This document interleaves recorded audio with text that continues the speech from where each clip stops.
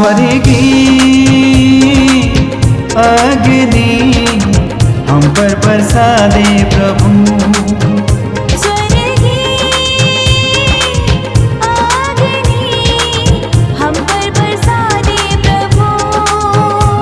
अपने बल से मुझको भर दे, रूह पाक से मसा कर दे। अपने बल से मुझको भर दे, रूह पाक से मसा कर दे। स्वर्गीय अग्नि हम पर बरसा दे प्रभु। स्वर्गीय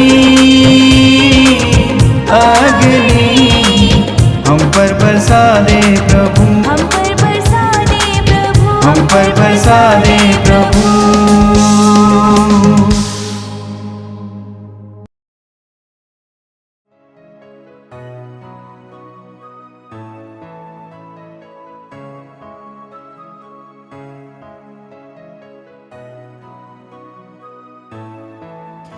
प्रेज़ द लॉर्ड, हालेलुया।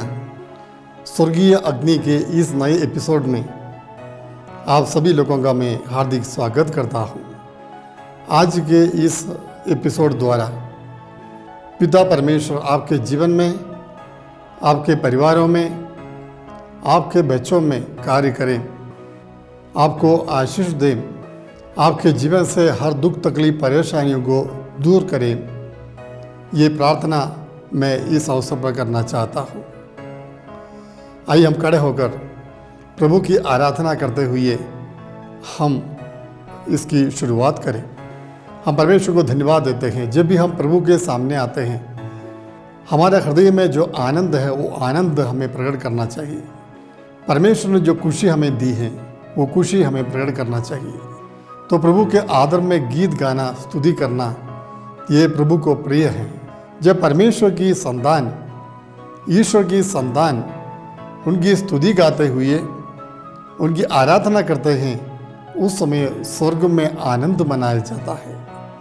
तो आइए प्रभु को धन्यवाद दें। हमारे जीवन में परमेश्वर ने जो महान कार्य किए हैं, हमारे जीवन में जो बरकतें उन्हें बरसाई हैं, उन सब के प्रति हम ईश्वर को धन्यवाद देते हैं।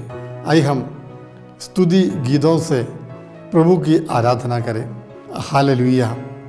धन्यवाद स्तुति गाए हम अपने प्रभु की स्तुति गाए।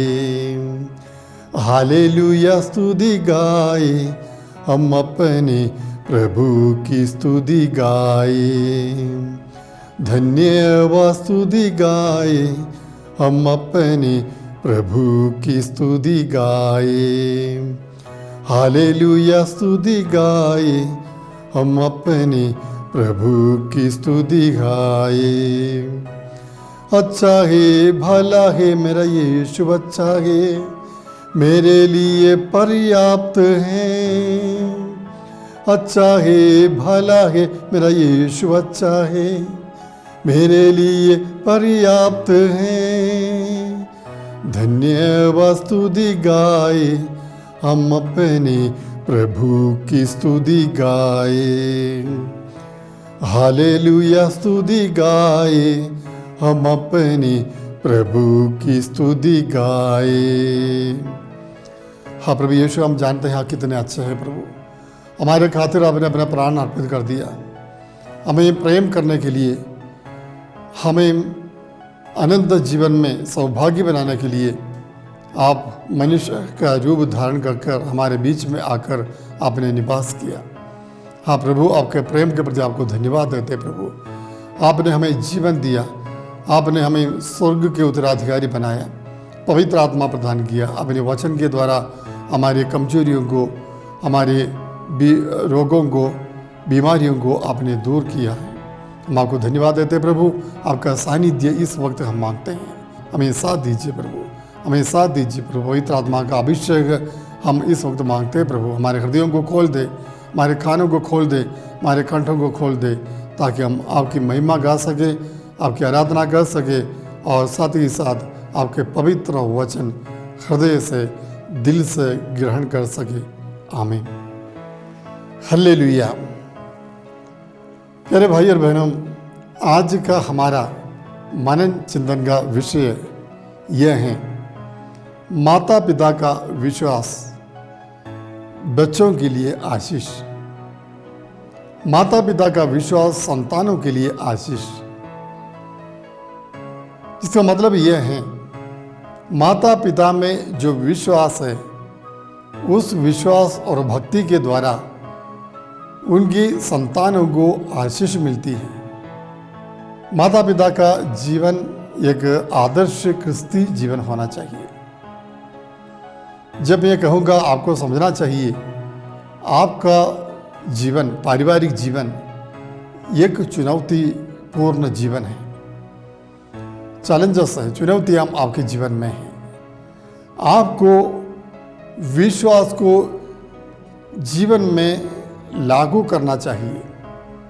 विश्वास की बातों को अपने जीवन में उतार कर आपको दिखाना चाहिए कि आने वाली पीढ़ी आपका अनुसरण करे और आपको देखकर वो विश्वास में बढ़ते जाए। हालेलुया। इस विषय पर ज़्यादा गंभीर होने की आवश्यकता है। आजकल आमतौर पर लोगों का विचार यह है, कहना यह है कि आजकल के बच्चे बिगड़ जाते हैं। आजकल के बच्चे माता पिता का नहीं सुनते हैं। आज्ञा पालन ये चीज़ उनके जीवन में देखने को नहीं मिलती है। बच्चे किसी को सुनता नहीं है, किसी का डर उनके मन में नहीं है। विश्वास की बात कहे, शायद कुछ बच्चे इस विश्वास से बहुत दूर रहते हैं। चर्च जाना, प्रार्थना में भाग लेना, संगति में जाना, ये सब बातें उन्हें पसंद नहीं हैं। कई माता पिताओं को ज़बरदस्ती उन्हें चर्च में भेजना पड़ता है, प्रभु की आराधना में भेजना पड़ता है। हमारे परिवारों में ऐसे बहुत सारे बच्चे हैं जो कभी भी बाइबल नहीं पढ़ते हैं। कुछ बच्चे ऐसे हैं कभी पारिवारिक प्रार्थना में, फैमिली प्रेयर में बैठ भी नहीं पाते हैं। तो अगर आपके परिवारों में इस प्रकार के बच्चे मिलते हैं तो ये बात जरूर ध्यान रखना चाहिए, ये बच्चों की गलती नहीं है। ये सिर्फ बच्चों का दोष नहीं, आप उन्हें दोषी ठहरा नहीं सकते हैं, क्योंकि आपका जीवन ही उनका विश्वास का आधार है। हालेलुया। माता पिता में, मम्मी पापा के बीच में जो प्रेम है, जो सहानुभूति है, जो दया है, एक दूसरे के प्रति जो केयर है, ये सब बच्चों के जीवन में भी आते हैं। बच्चे आपके जीवन को देखकर सीखते हैं। देखिए, बच्चों की शिक्षा अपने घर से ही शुरू होती है। उन्हें घर से ही शिक्षा मिलती है, माता पिता से ही शिक्षा मिलती है। बाद में आते हैं स्कूल के अध्यापक या गुरुजन या कलीसिया के अध्यक्ष या पुरोहित, धर्म बहन, ये सब बाद में आते हैं। सबसे प्रथम जो शिक्षा आपके बच्चों को मिलती है अपने परिवारों से, आपके माता पिताओं के जीवन से। तो इसलिए इस बात पर गंभीरता से हमें विचार करना चाहिए। अगर बच्चे हमारे नहीं सुनते हैं, हमारा कहना नहीं मानते हैं, हमारी जो अपेक्षाएं हैं वो उन अपेक्षाओं के अनुसार जीवन नहीं बिताते हैं, तो जरूर हमें माता पिताओं को अपने आप में जाकर देखना चाहिए कि मुझ में क्या कमी है, हमारे पारिवारिक जीवन में क्या कमी है।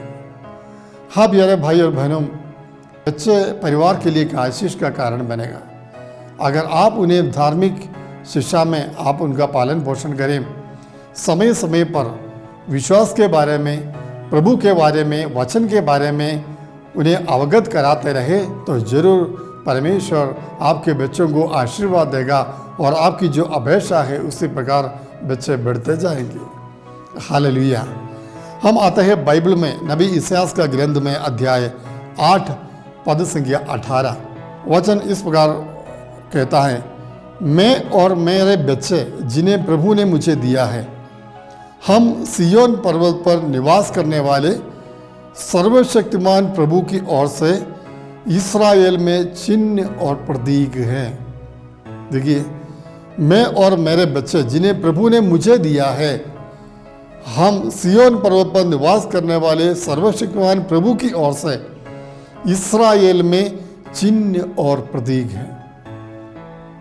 माता पिता और बच्चे इस्राएल में प्रभु के चिन्ह और प्रतीक हैं, यानी प्रभु के परिवार में प्रभु का सानिध्य है, परिवार में प्रभु की उपस्थिति है, परिवार को परमेश्वर ने बनाया है।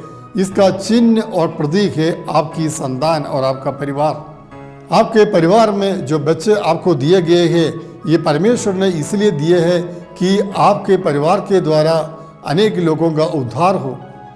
आपके परिवार अगर आदर्श क्रिस्तीय जीवन अगर बिताता है, उस जीवन को देखकर अनेक लोग प्रभु को पहचानेंगे, अनेक लोग प्रभु की ओर आकर्षित हो जाएंगे। इसलिए आपका परिवार एक चिन्ह और प्रतीक है। विशेषकर गैर क्रिस्तियों के बीच में जब आप रहते हैं, एक चिन्ह और प्रतीक के रूप में आपको अपने परिवार को देखना चाहिए। बपतिस्मा जब हम लेते हैं, एक दायित्व तो हमारे कंधों पर आ जाता है कि हमें गवाही का जीवन बिताना है।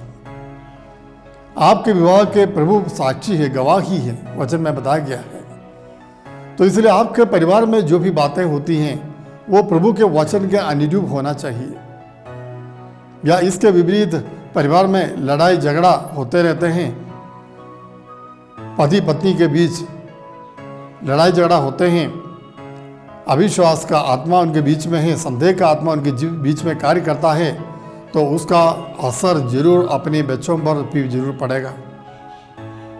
हमें सावधान रहना चाहिए। स्तोत्र संहिता में पढ़ते हैं अध्याय 127 में वचन 3, प्रभु कहता है, पुत्र प्रभु द्वारा दी हुई विरासत है। पुत्र प्रभु द्वारा दी हुई विरासत है और संतति प्रभु द्वारा दिया गया प्रदत्त पारितोषिक है। देखिए, प्रभु का वचन कहता है आपके परिवार में जो बच्चे हैं, ये प्रभु के द्वारा दी हुई विरासत और परमेश्वर की ओर से एक उपहार, एक तोहफा आपके हाथों में है। परमेश्वर ने संतानों को तोहफा के रूप में आपको दिए हैं, इस विश्वास के साथ कि आप अपनी संतानों को विश्वास में बढ़ाएंगे, भक्ति में बढ़ाएंगे। वैवाहिक जीवन में प्रवेश करते समय आपके दायित्वों के बारे में समझाया जाता है। उसमें एक दायित्व यह है कि जो संतान ईश्वर आपको प्रदान करते हैं, उन संतानों को विश्वास में बढ़ाना। आजकल हम देखते हैं माता पिता बच्चों के लिए बहुत कुछ करते हैं। माता पिता कहते हैं हम अपने पूरे जीवन बच्चों के लिए बिताते हैं, बच्चों के लिए हम कमाते हैं, बच्चों के लिए हम मेहनत करते हैं, दिन रात एक करके हम काम करते रहते हैं ताकि हमारे बच्चे कल खुश रहे। माता पिताओं को बच्चों के बारे में चिंता है, इसलिए उन्हें बड़ी सावधानी के साथ उनका पालन पोषण हम करते हैं। अच्छी अच्छी संस्थाओं में उन्हें उनका एडमिशन दिलवा देते हैं, पढ़ने के लिए सुविधा और काम धंधे में आगे बढ़ने के लिए कोई कहीं उन्हें नौकरी लग जाए, जॉब लग जाए, सर्विस लग जाए, ये चिंता रहती है। तो माता पिता हमेशा अपने बच्चों पर दबाव डालते रहते हैं कि बेटा सुधरो, ये करो, वो करो, वैसा करो, ऐसा करो। लेकिन धार्मिक मामले में, फिर से कहता हूँ, धार्मिक मामले में, धर्म के मामले में, प्रभु के बारे में आप अपने बच्चों पर इतना दबाव नहीं डालते हैं। शायद यह प्रकार की उपेक्षा आपकी तरफ हो रही है।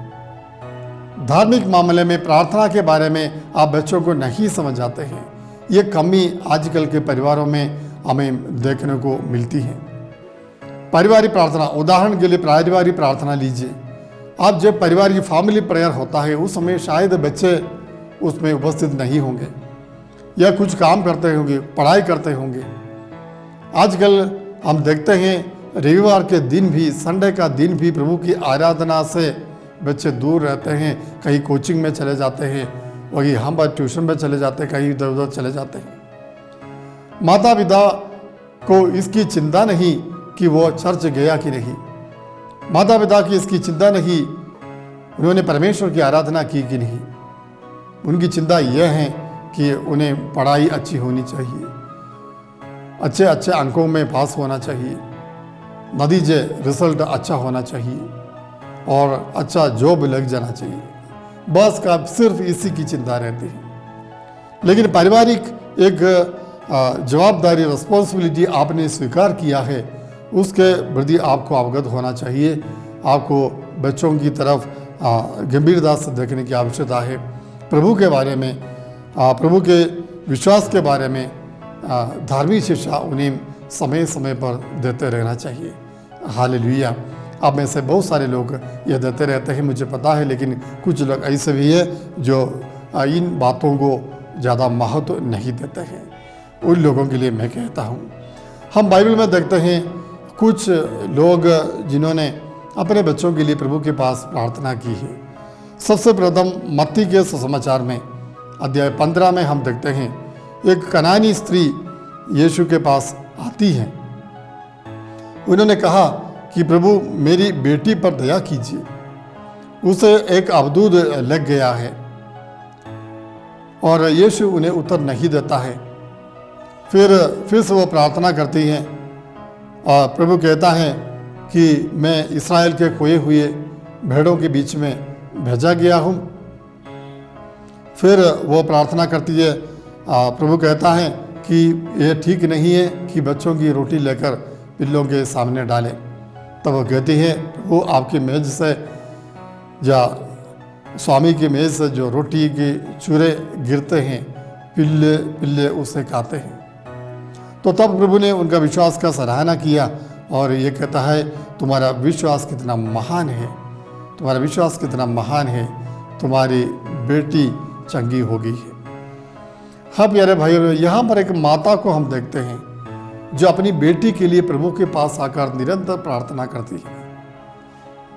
मुझे पता नहीं आप ऐसे कितने लोग अपने बच्चों के लिए प्रार्थना करते होंगे।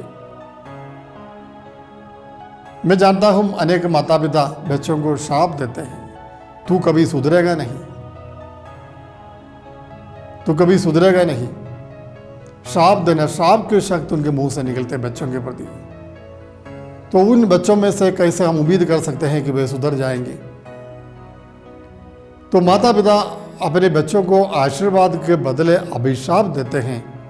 आप लोग परमेश्वर के सामने बहुत बड़ा अपराध आप लोग करते हैं। हमें अपने बच्चों को ब्लेसिंग देना चाहिए, आशीष देना चाहिए। माता पिता का आशीर्वाद बच्चों के जीवन में चमत्कार कर सकता है। माता पिता का, बुजुर्गों का आशीर्वाद बच्चों के जीवन में बहुत ज़रूरी है। परमेश्वर का आशीर्वाद, प्रभु का आशीर्वाद के बाद जो ब्लेसिंग, सबसे प्रभावशाली ब्लेसिंग वो है माता पिता का आशीर्वाद, आशीष। ये ब्लेसिंग आपको अपने बच्चों को देना चाहिए। जब लोग कहते हैं फादर जी प्रार्थना कीजिए कि मेरे बच्चे ऐसा है वैसा है, तो मैं सबसे प्रथम उन्हें ये कहता हूँ कि आपको अपने बच्चों को ब्लेसिंग देना चाहिए। अगर बच्चे मानते या नहीं मानते कोई बात नहीं, आपको उन्हें ब्लेसिंग देते रहना चाहिए। मैं कहता हूँ अगर बच्चे प्रार्थना में, बच्चों को विश्वास नहीं है, जब बच्चे सोते हैं आप उनके सिर पर हाथ रखकर ब्लेसिंग दीजिए, आशीष दीजिए, ये काफ़ी है।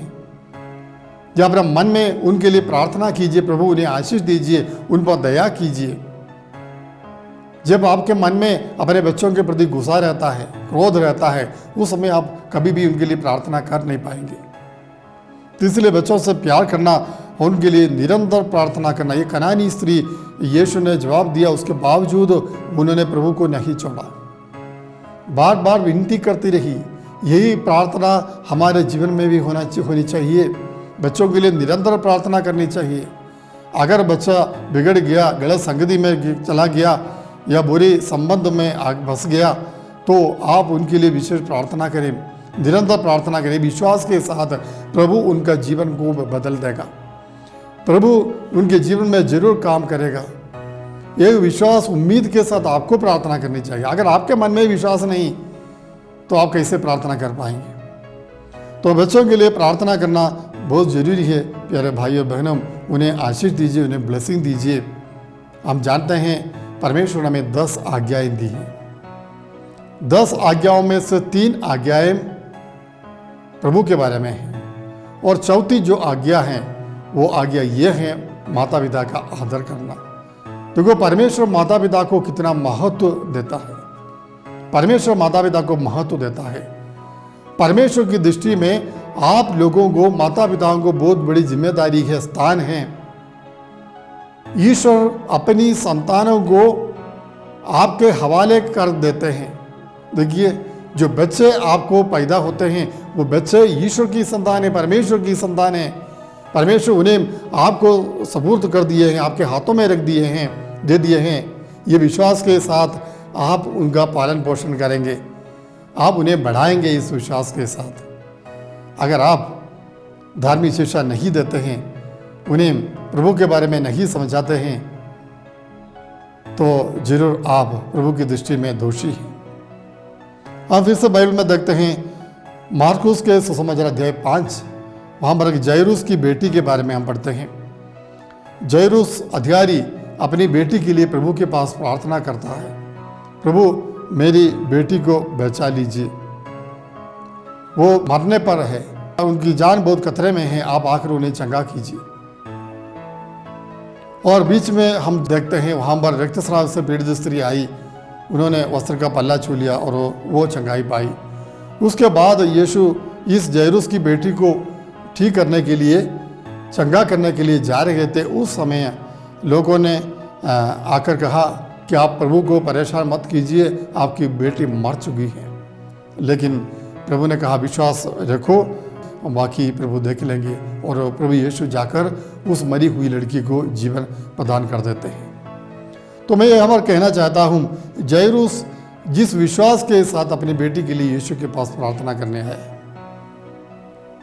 आज के माता पिता बच्चों के लिए कितने लोग प्रार्थना करते हैं, करने वाले हैं तो है, लेकिन बहुत सारे लोग प्रार्थना नहीं करते हैं। आप कमाते रहते हैं, बच्चों के लिए कमाते रहते हैं, बच्चों के लिए मेहनत करते। मैं आपके लिए जीता हूँ, आपके लिए परिश्रम करता हूँ। कमाई तो हम करते हैं, उनके लिए मेहनत तो करते हैं, लेकिन प्रभु के विषय में उनके लिए प्रार्थना करना, उनके लिए प्रभु के सामने हाथ फैलाना, उनके लिए प्रभु से विनती करना, प्रार्थना करना, ये बहुत ज़रूरी है प्यारे भाई और बहनों। आप निरंतर प्रार्थना करनी चाहिए। उनके कमज़ोर में, अगर पढ़ाई में वो कमज़ोर हैं तो आपको प्रभु के पास जाकर प्रार्थना करनी चाहिए, ना कि आप शिशुओं के पास जाकर कंप्लेन करें, शिकायत करें, उन्हें परेशान करें। आप प्रभु से विनती कीजिए, प्रभु से प्रार्थना कीजिए, प्रभु मेरे बेटे को, बेटी को पढ़ने का ज्ञान प्रदान कीजिए, पवित्र आत्मा का ज्ञान उन्हें प्रदान कीजिए, ताकि वो अच्छी तरह पढ़ाई कर सके। तो इस प्रकार हम प्रार्थना करते रहेंगे तो हम देखते हैं प्रभु अपने परिवार को वो आशीष देंगे, हमारी बच्चे प्रभु की इच्छा के अनुसार बढ़ते जाएंगे। तो हमें उनके लिए प्रार्थना निरंतर करते रहना चाहिए। नाइन की विधवा के बारे में हम देखते हैं, लूकस के सुसमाचार अध्याय 7 में नाइन की विधवा, वो उसका बेटा मर गया था, एक इकलौता बेटा वो मर गया था। ये जब उन्हें दफनाने के लिए ले जा रहे थे, उस समय यीशु ने देखा उस स्त्री को, उन्होंने उस विधवा को उन्होंने देखा और उन्हें तरस हो आया। वचन में बताया गया उन्हें तरस हो आया। लूकस के सुसमाचार अध्याय 7 पद संख्या 11, उन्हें तरस आया और उन्होंने क्या किया, उन्होंने यीशु ने आरती का स्पर्श किया और उस समय वो लड़का जीवित हो गया और उसे उस विधवा को हवाले कर देता है। तो देखिए, इस विधवा को देखकर, इस माता को देखकर यीशु को तरस आया। तो माता पिता का मन में जो दुख है, दर्द है, प्रभु जानता है। जितनी आप चिंता करते हैं उससे ज़्यादा चिंता प्रभु के हृदय में, मन में है। तो इसलिए आपके जीवन में तकलीफ, परेशानी उसे दूर करने के लिए प्रभु जरूर आएंगे। इस विधवा स्त्री के जीवन को, उनके मन में जो दुख है, अपने इकलौते बेटा नष्ट हो गया, मर चुका है, उस दुख को देखकर प्रभु ने उन्हें फिर से जीवन प्रदान किया। तो इस प्रकार परमेश्वर हमारे जीवन को देखते हैं प्यारे भाई और बहनों। संत अगस्तिन के बारे में हम जानते हैं। संत अगस्तिन को जीवन के मार्ग पर लाने के लिए, सही मार्ग पर लाने के लिए उनकी माँ मोनिका ने बहुत सारी प्रार्थना की, कष्ट उठाए, तकलीफ उठाए। 19 साल तक उन्होंने प्रार्थना की अपने बेटे के लिए। उसके बाद परमेश्वर का अनुग्रह उन्हें प्राप्त हुआ और वह संत अगस्तिन मुक्ति के मार्ग पर आ गया, जीवन के मार्ग पर आ गया, प्रार्थना का जीवन बिताना शुरू कर दिया। प्रेरित चरित्र में हम देखते हैं अध्याय 21 में 9वां वचन, फिलिप की 4 बेटियों के बारे में वहाँ पर बताया गया है। वो फिलिप के 4 बेटियाँ, जिन्हें भविष्यवाणी का वरदान प्राप्त था। देखिए 4 बेटियां, चारों को भविष्यवाणी का वरदान प्राप्त था। ये फॉर्मेशन उनके माता पिता ने दिया है, वह माता पिता ने उन्हें फॉर्मेशन दिया है। तिमोथी के नाम दूसरा पत्र, पीढ़ी दर पीढ़ी फैलने वाला विश्वास, पहला अध्याय में 5वां वचन, मुझे तुम्हारा निष्कपट विश्वास सहज ही याद आता है। यह विश्वास पहले तुम्हारी नानी लोइस तथा तुम्हारी माता यूनिकिया में विद्यमान था और मुझे विश्वास है आप तुम में भी विद्यमान है। देखिए माता पिता में जो विश्वास विद्यमान है बच्चों में भी विद्यमान है, प्रभु कहता है। बालक यीशु के बारे में हम जानते हैं, माँ मरियम ने उसे विश्वास में वचन में उन्हें उनका पालन पोषण किया। इसलिए जब 12 वर्ष का था तो बालक यीशु मंदिर में वहाँ पर अधिकारियों के साथ, याचकों के साथ, मुख्य लोगों के साथ, पढ़े लिखे पंडितों के साथ वो चर्चा करते हैं, वाद विवाद करते हैं। इतना ज्ञान प्रभु यीशु को प्राप्त हुआ क्योंकि बचपन से ही उनका फॉर्मेशन इस प्रकार रहा। आपके बच्चों को भी इसी प्रकार का एक फॉर्मेशन आपको देना चाहिए। धार्मिक मामले में प्रभु के बारे में उन्हें समझाना चाहिए। कैटेकिज्म क्लास, संडे क्लास में का बच्चों को भेजना चाहिए, निरंतर नियमित भेजना चाहिए। उस दिन संडे का दिन दूसरे काम के लिए बच्चों को ना भेजें। प्रार्थना जब जहाँ जहाँ प्रार्थना होती है वहाँ बच्चों को भेजें। पारिवारिक प्रार्थना में बच्चों को बिठाना चाहिए। ये ना सोचे वो छोटे हैं, उन्हें काम बहुत है, पढ़ाई करना है, कल एग्ज़ाम है, ये इस प्रकार का बहाना ना बनाएं। उनको प्रार्थना में बिठाएं और वचन पढ़ने के लिए, बाइबल पढ़ने के लिए उनसे आग्रह करें। आइए प्रार्थना करते हैं। हाँ पिता परमेश्वर, आज के इस वचन के लिए आपको धन्यवाद देते प्रभु। हम अपने परिवारों को आपके सामने रखते हैं प्रभु। जितने लोग इस कार्यक्रम को देखते हैं उन सभी परिवारों को आपके चरणों में रखते हुए मैं प्रार्थना करता हूँ प्रभु। हाँ प्रभु, आपके पावन नाम पर मैं इन्हें आशीर्वाद देता हूँ प्रभु। विशेष कर परिवारों में जो बच्चे हैं उनके लिए इस अवसर पर विशेष प्रार्थना करता हूँ प्रभु।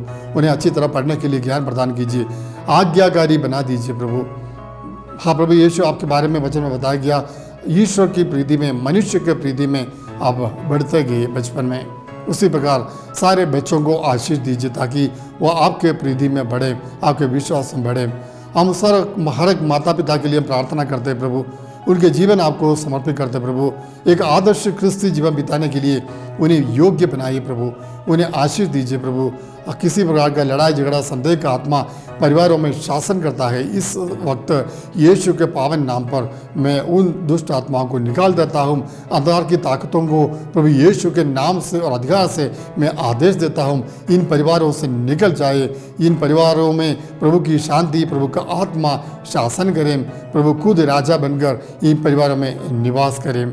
सर्वशक्तिमान ईश्वर पिता और पुत्र और पवित्र आत्मा आपको आशीर्वाद प्रदान करें। आमीन।